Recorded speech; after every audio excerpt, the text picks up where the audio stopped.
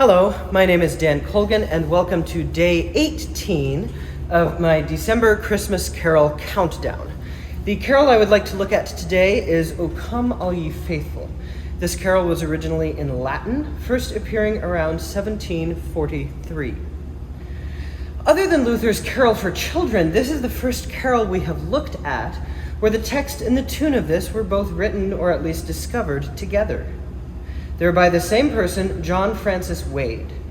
Wade was an English Roman Catholic during a time where Roman Catholicism was not legal in England. So he spent most of his life in France at a monastery with a number of other English Catholic exiles. He was a copyist who taught Latin and church music there. Now, although the printing press had been invented, copyists were still heavily relied upon at the time for things like worship manuscripts or church bulletins. It's been said that Wade's were some of the most beautiful of his time. Looking at this text, verses 1, 3, and 4 are by Wade. We don't know the direct source of verse 2, but we do know that it's essentially a paraphrase of the Nicene Creed. Most of the carols we have looked at this month have had verses chopped and hacked away from them. However, this one has had the opposite treatment applied. There were only 4 verses of this originally. Some current hymnals have as many as 8. The first public uses of this carol were shortly before Wade's death. It's said that Samuel Webb discovered the manuscript and began teaching this carol to his congregations. Now, Webb was also a Roman Catholic. He was the organist at the Portuguese and Sardinian embassy chapels in London, and those were places where Roman Catholicism worship was allowed. Now, I should mention, when Webb found this manuscript, he had no idea who wrote it.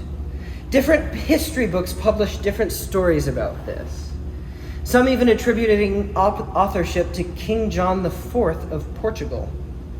However, in recent years, as more of Wade's manuscripts have been found, we're fairly certain that he was responsible for this.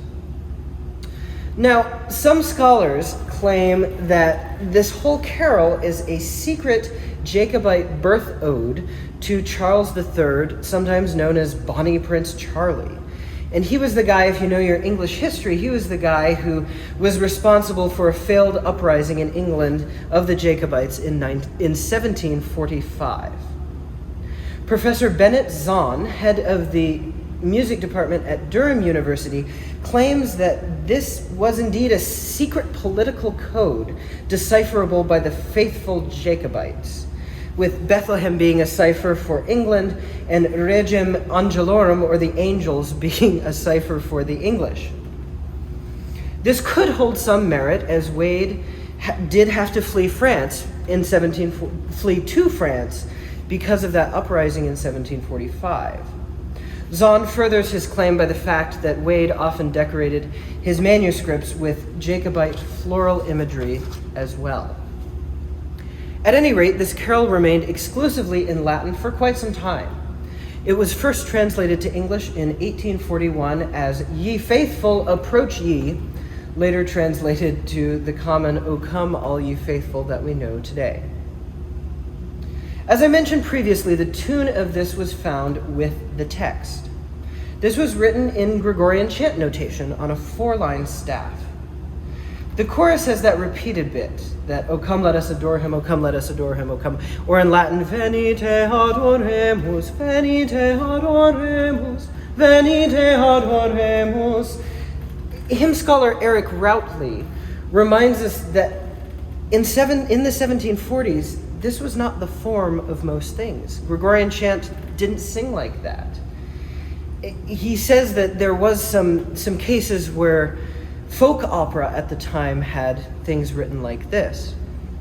Perhaps this could be another claim of a secret Jacobite code. Who knows?